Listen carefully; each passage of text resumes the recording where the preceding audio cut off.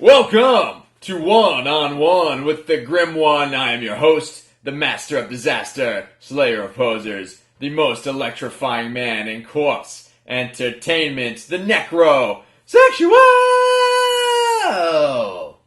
Shut up. And joining me on this episode, we have a fatal four-way, and we're going to be talking about something especially grim. But first, welcome, we have La Sinistra, Lance, and Matthias backwards from WitchTaint. Hello.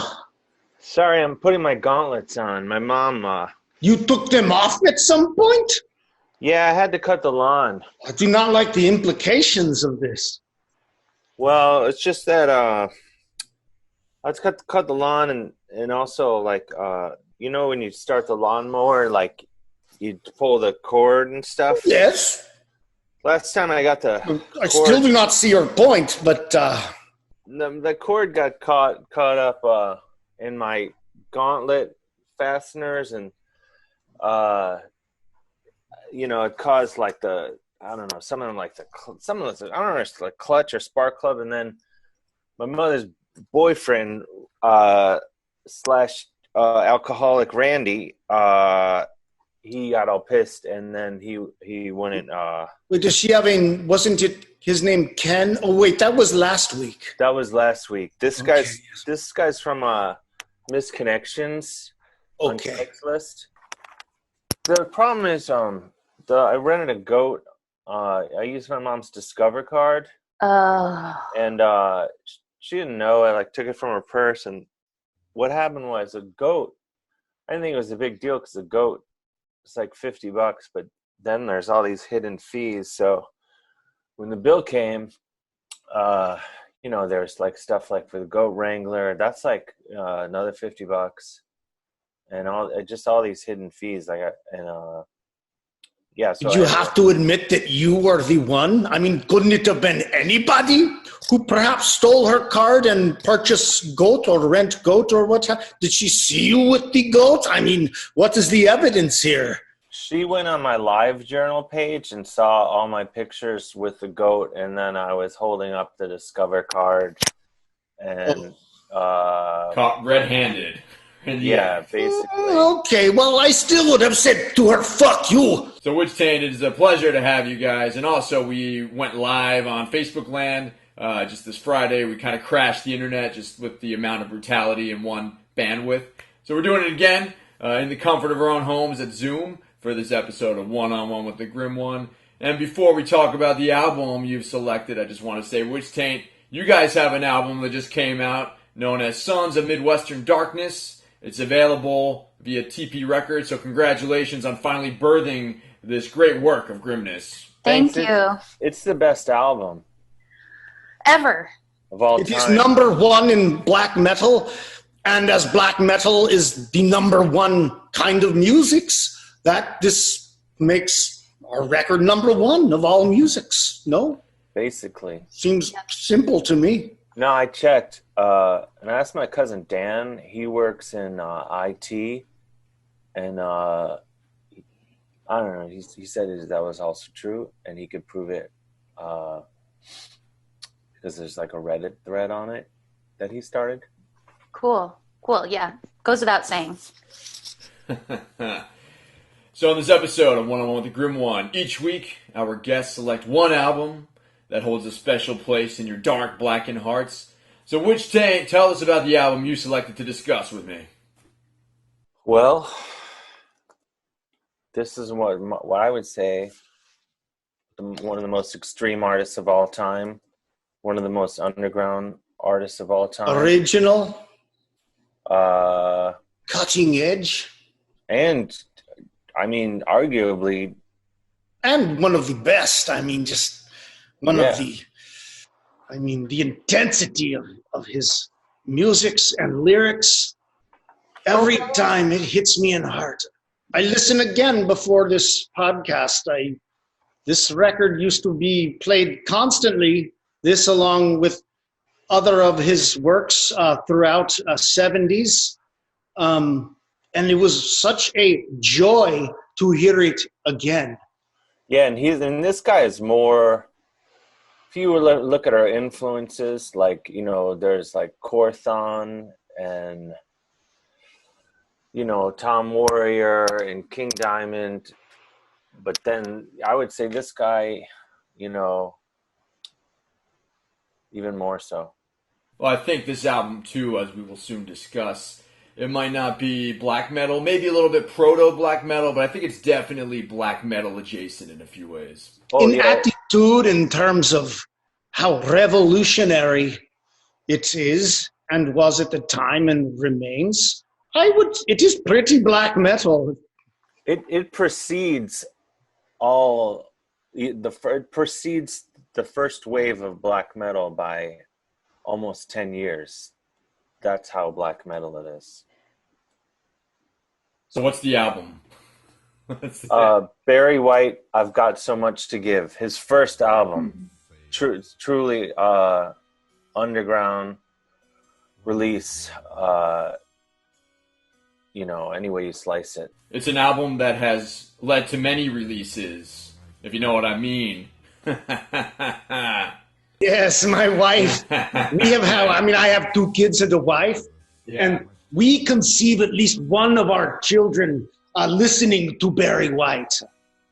But you can edit that out maybe of this or it air because... That's pretty personal. Wait, you can edit out anything where I say, do we publicly like it? I guess we do now. I mean, there's, publicly and pubically, I think a lot of, he's inspired a lot of necro lusts and a lot of thrusts. And you mentioned him being somebody that was savage and underground, but he's also somebody who's pretty sexy. And I think that it's important not to forget that black metal is rock and roll music, and rock and roll music is rebellious music. And with that spirit of rebellion, there's also a spirit of sexual rebellion and sexual energy that exudes from it. And this album is oozing and secreting fluid for the ears, if you know what I mean. Oh, Blood, yeah, and this, you know, it's an amazing record. It came out on the 20th Century label, which precedes, I mean, that's more underground than Death Like Silence. I saw him live in the 90s, and by then he was on a very, very small label, which I appreciated very, very much. And he was so obscure by that point that he played at the theater at Madison Square Garden and not the actual garden. So it was just myself and some very close connoisseurs of his music and celebration. It sounds very intimate. And then he died like 2 years later or something. Did you came all the way from Oslo for that show? Yes! Oh, I did. Because he has never come to Norway.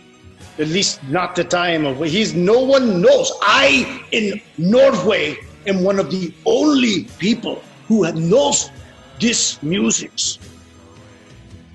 That's awesome. That's how cult and obscure I am. I mean, even here, like the Barry White fans, many appreciate, but in Norway, no. Matthias, do you take any inspiration for your vocals from Barry White? My vocals tend to be in the higher screams and falsettos. Mm-hmm. So in a way, I feel like I am complimenting Barry White when he is very low, and so I am very high. And it's like Dante has 7 layers of hell. Well, these are at least 2 of them, I would say, that work together. And so, yes, most definitely. And on that album, too, I mean, you can see it right on the album cover. This is like Photoshop magic before Photoshop. He's holding his background singers in his hands. The Love Unlimited Orchestra, and one of those ladies is his wife, Glodine, as well. Lucky lady. Who is a lovely woman. Oh, yeah. The background vocals on that album. Oh, I mean, I love Barry White. So if I get a little excited, usually I don't get excited. This is why these morbid talks are super insightful, because for me, it's great to revisit some musical history, maybe meditate on some albums, listen to them with a new perspective, and then also learn about my guests and be a Renaissance. I consider myself a Renaissance ghoul in a lot of ways. Of course, we have the bands, the metal bands that have inspired us, but I'm also a big fan of Yanni, the Phil Collins of the world, and so on, and Barry White up there with Motown and soul music. That was some of the finest music ever written. So it's good to counterbalance the darkness and evil with some sexy songs. Oh, yeah. Well, when you hear a Barry White song, in order to listen properly, the lights must be very low. And so therefore, it must be very dark. And in that sense, this music is very dark. Yes, and I want to point out in Lance's vocals, often on the WitchTaint record, Sons of Midwestern Darkness, Lance does many spoken word interludes, which comes directly from Barry White. Directly stolen. And, that's where, I got the inspiration for my clean vocals on the album. Yeah, I'm primarily clean vocals. And they're basically all Barry White, but higher. Also, another thing, with the darkness, turning the lights down. I was cooking one of those Stouffer's frozen pizzas. Like you get like 2 in the box. Do you know what I'm talking about? It's like on a French bread. Yeah. Thing. And then you put it in, but a lot of times, like they don't tell you on the directions. Is like. They're like, put it in, preheat oven 350 or whatever, but then they don't factor in like whether you taking out frozen from the refrigerator or if you defrosted it ahead of time. All by way of saying, like, what happened is I ended up defrosting the pizzas ahead of time, and so I knew that they were going to be done earlier than expected, and I was cooking them in the kitchen upstairs, and blah, blah, blah. Long story short, I walked in, my mom giving Randy a hand job. Randy sounds like a rocker from what you told me. You mentioned... He pretends to be. He used to be the manager of a Coconuts in Denver. I think I still have a gift certificate to Coconuts. Yeah, he's always handing them out because he's like, oh, there's still, usable or whatever, but like Randy's full of shit and on meth, I think. But anyway, the reason I bring that story up is they were listening to Barry White at the time of the hand job, and I came up to get pizzas, and you got a little bit of extra with your pizza you didn't see coming. Yeah, my mom he said coming. oh yeah. You do. You got another thing coming. Well, the thing, like, I don't know, my mom said we should get counseling because of it, or I should, like, and then also, like, Randy got all pissed and he left, and when he pulled out in his El Camino, he hit the cat. Wow. That's that fine. sounds sounds like several post-traumatic stepdad moments you had. It's more like boyfriend, I guess. Yeah. You mentioned when we went live on Facebook, not to digress too much from the master Barry White, but you mentioned that Randy would leave Gatorade bottles lying around for you. Yeah, it's like his ongoing prank, and it's one of those, he has a Gatorade bottle basically, and he's like, hey, Lance, the king of black metal, and about 500 other things most people can't handle, or Lance TKO. BM, he will be like, hey, you look thirsty, bro. He calls me bro, which I hate, and he throws into the basement a bottle of Gatorade. Like, thing is like, hey, it's like the lemon flavor, and he throws it down, and my lights aren't that high. Like, I just have like one of those pumpkins that you plug in, and I'm like, why is this bottle warm? And he's like, oh, it's in the back of my El Camino. Don't worry, it's perfectly good. So I sip it, and I don't know, basically it's piss. And so the first time you're like, well, Randy, you're a fucking dick, and all that, and then but then when it happens again, that's more of like a shame on me. This is a good time to also mention you have a music video that people can watch that was also filmed practically in my backyard of Bangor, Pennsylvania. Death to Death Metal. Death to death metal, death to death metal. Weak songs of gore, played by dudes in sweatpants. Death to death metal, death to death metal. You're dead, so fuck off. Yeah. This checks is out. your neck of the realm. Yes. This area, yes. A grim place indeed. The gauntlet has been thrown down. You guys are throwing shade, among other things. Proverbial Gatorade bottles filled with piss at the death metal genre. This is basically. correct. Also, you can't tell, but one of the bottles of Gatorade in that video is actually full of piss. And I can't believe I fell for it 3 times, but at least this time it also got on Matthias backwards, so I'm just going to call it even. Oh, that's what that was. Yeah, remember when you were like this? Yeah. Whose was it? Well, sometimes it's hard to find a bathroom quickly on a farm, you guys. You know, there's a lot of acreage, and it's hard to get back to the house, okay? Tell that to the animals, yeah, exactly. At least we know it is sterile in these. This was just as the coronavirus outbreak was occurring.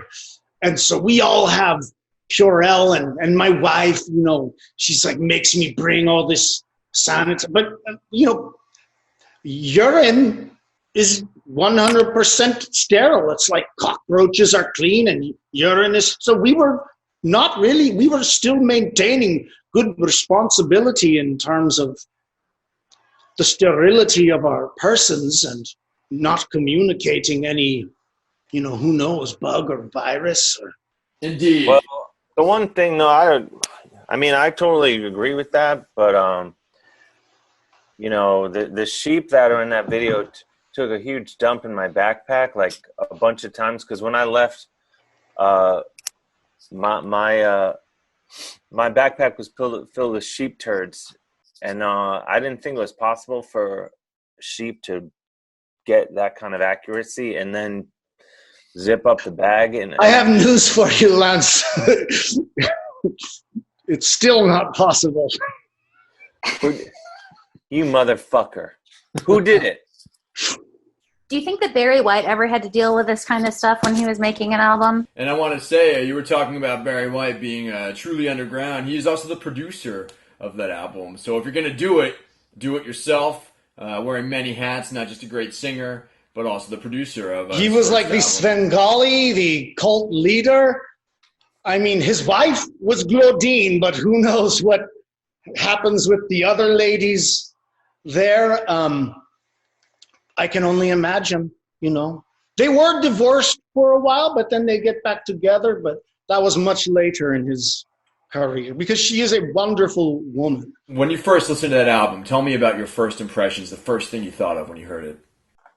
Oh, my pants got tight, and I was very young at the time, so I didn't know what was going on. And my mom's boyfriend at the time took me with him to buy cigarettes and asked to see my dingus. Okay. Would you like to go next, La Sinistra? Sure. Yeah, I think what strikes me most about it is that, you know, there's not a whole lot of singers, recording artists, especially nowadays, who have that kind of a voice, who have that low of a voice. At least, you know, correct me if I'm wrong, guys, but the kind of music that I'm listening to, you know, there's like Matthias has his scratch voice, and then he also has like the very high voice. I do, you know, my voice could behold, but no, yes, that's what we were saying. That was so good. Behold, old scratch in 6-string form. Oh my God, that's so good. So many people just immediately make love when they hear that. Yeah, and I would totally. That's what I mean is that I don't hear many people who sing like that. You know, you're definitely one of the people who is in that lower voice. Sexual that's my real category. Voice. Yeah. Like it's not like you're putting it on at all, and Barry definitely isn't. And I'd really just applaud that kind of bravery because, people with the deep voices like that aren't necessarily, celebrated or highlighted, but I love it. Yeah, I mean, I think I got a pedal at Guitar Center that you can put on, like, sometimes, I basically wasn't going to get into it, but I have, like, a glandular problem. And so some shows I might know that I'm not going to be able to get that low because sometimes when it's cold out, one of my, my testicles would jump back up into my body and makes it harder, which is, the doctor says that's totally normal. The pedal was on sale. Yeah. Wait. What? Lance, could you just do the low voice thing one more time?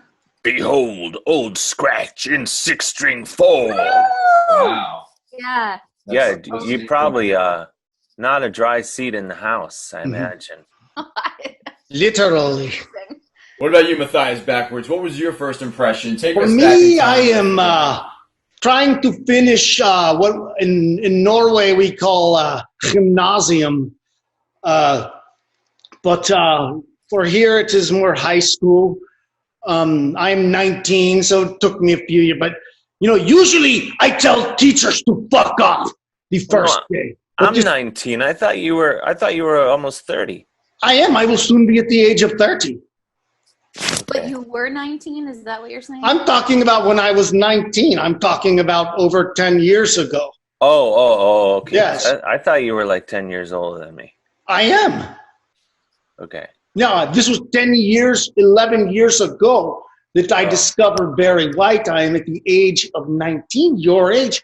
And I was, committed to Satan, but not maybe fully immersed in the occult yet at this point. So I become distracted by other things. And in this case, it is a teacher, a lady that I have a crush on. You're half a teacher. Yes, I was yeah. a teacher. Okay.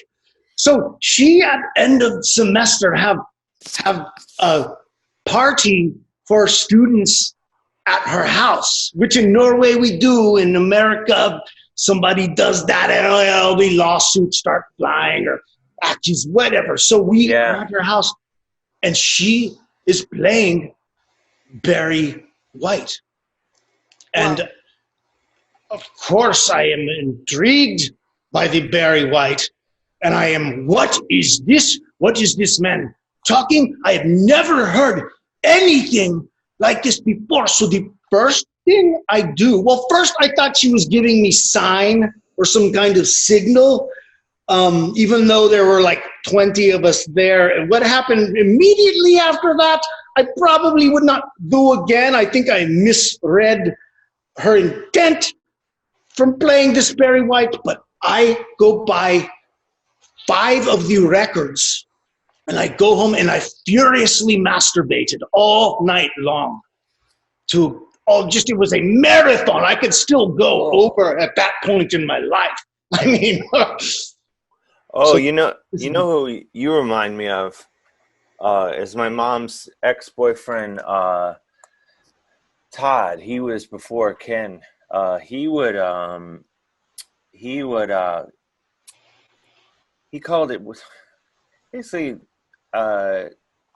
He said it's normal for mommy's boyfriends and mommy's son. Basically, we went swimming together naked in a lake, and I thought that was totally weird. And then, but like afterwards, he was like, "Hey, do you want to have a giggle party?" I'm like, "What's that?" And then he jerked off right in front of me in the van on the way back to the house. What was the question?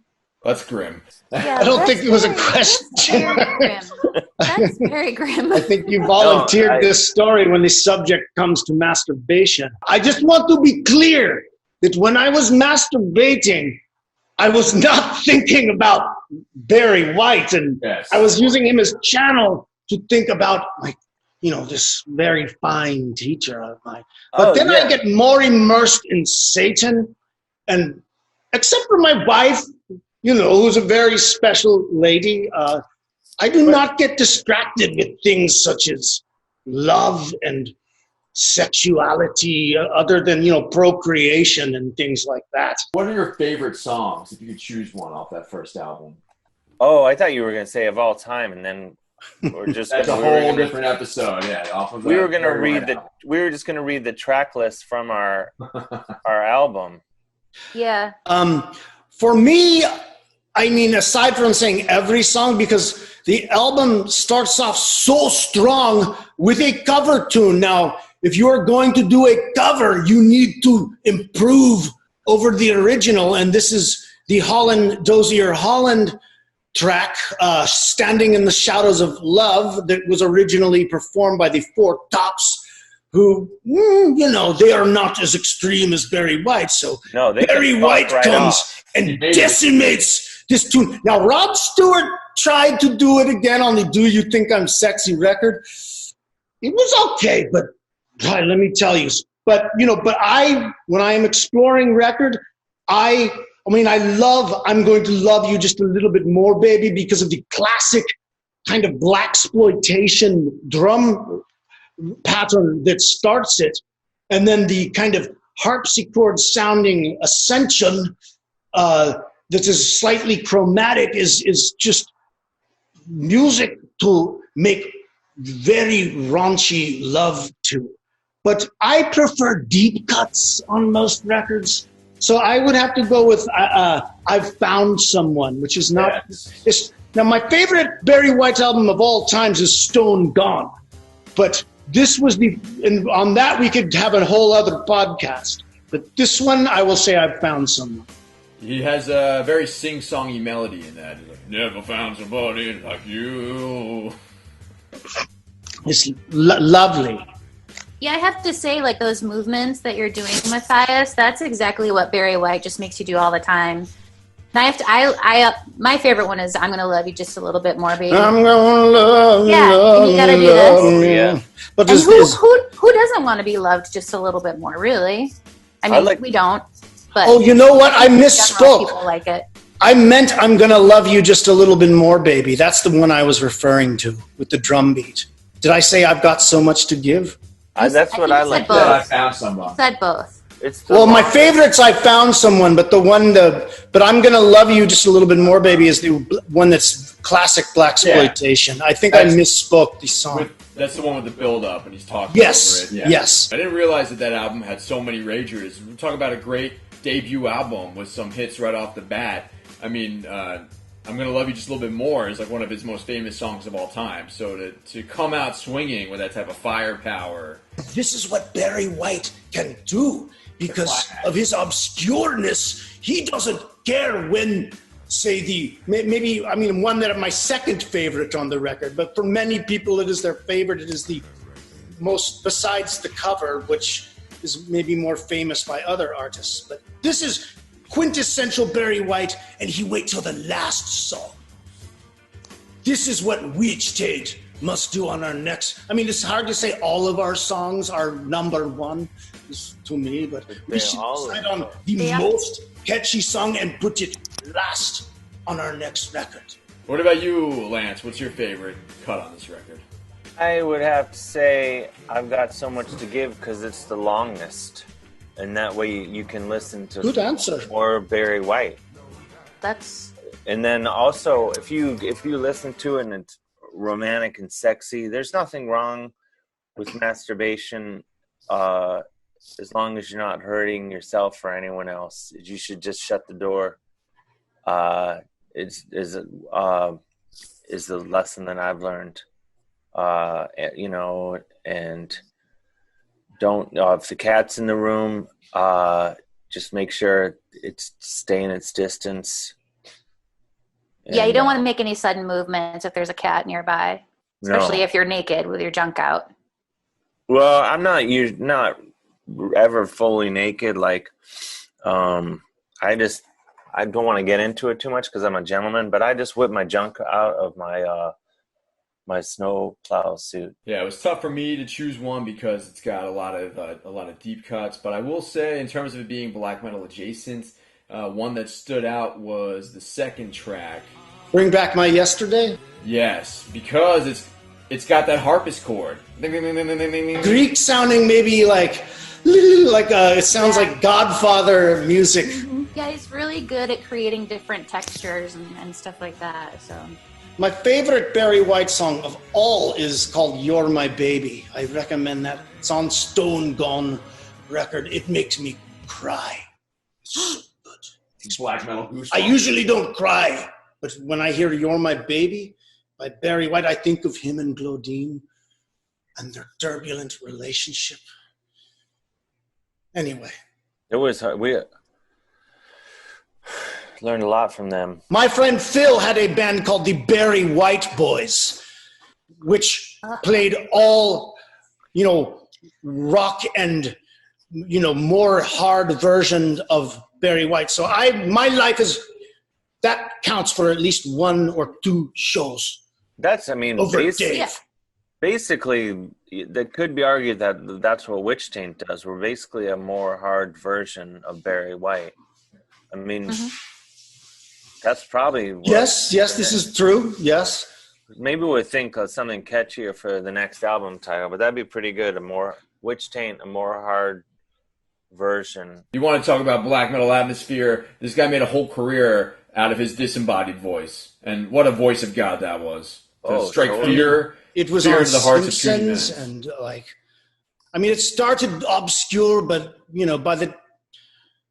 it's just, you cannot deny that the voice is its own entity, as you were just saying. Right, yes. And it's instantly recognizable, which is something that, I think singers or people who use their voice, that's such a rare thing for somebody to have such a unique and instantly recognizable voice. Yeah, that's true. So online you have the new WitchTaint album out. There's also the WitchTaint Army. What can the heavy metal hellraisers around the world do if they want to become initiated into the WitchTaint Army? Show your junk to a cat. No, you could go to our Facebook page, just facebook.com/WitchTaint, or our Instagram @WitchTaint, and then get our record. It's on TP Records, the most extreme record label of all time. Mm-hmm. Or you can listen to download the fuck out of it from wherever. Or it's on Spotify. Follow us on Spotify, or we're on Bandcamp, and we sell T-shirts, shower curtains, throw pillows, and soon CDs. hot sauce. Hot sauce is coming. And we're the best band ever. And were we doing patches too? Oh, patches. We have patches. You do? We have what are those called? Neck gaiters, and we're donating all those to charity. All the profits from that go to No Kid Hungry, which is a charity that feeds hungry kids. It's sort of right there in the name. Mm-hmm. And that's our way of giving something back, because I know what it's like when you come home and your mom's boyfriend Randy has finished all the pizza combos, so I know what it's like to be hungry. So we thought that would be a good charity. So you can get the WitchTaint neck gaiters. Mm-hmm. And you can join us every Friday night at 9 p.m. Eastern on Facebook for a live broadcast that you yourself, Necrosexual, were on. Thank you, WitchTaint, for going one with the Grim One. I hope you guys stay metal. I'll be looking at you guys in Facebook land as we chill at home, slay at home, and hopefully spin some Barry White albums. Wait, Dark regards. I told you, noodles with butter. I will see you in hell. Have a grim evening.